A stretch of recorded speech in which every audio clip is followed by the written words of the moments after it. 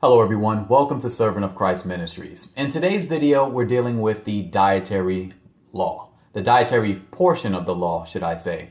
Because nowhere in the Bible does it say the word dietary law. But this is the dietary portion of the law that God gave us, or God gave the children of Israel rather, that the things that they should and should not eat.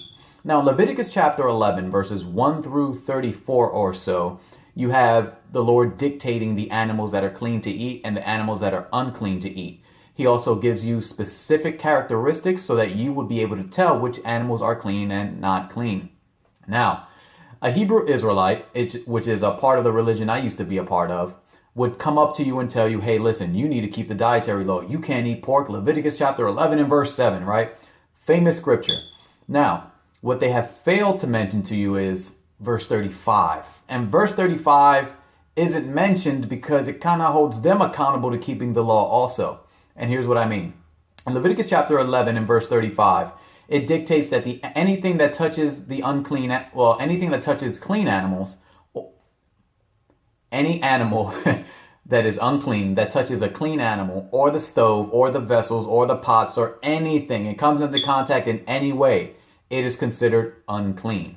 And if you take that to its logical conclusion, this means that if you go to a diner and you ordered something like fried eggs, and you understand that on that same stove they're cooking bacon, those eggs have just become as unclean as the bacon. And if you eat it, you just broke the dietary portion of the law.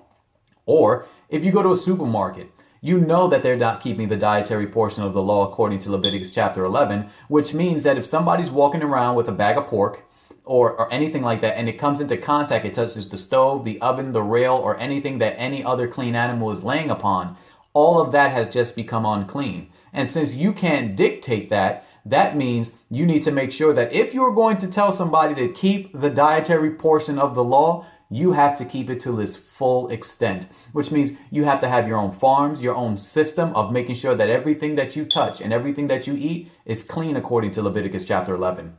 Now, since you are not doing that, you are not at liberty to tell anybody to keep the dietary law. Simple as that.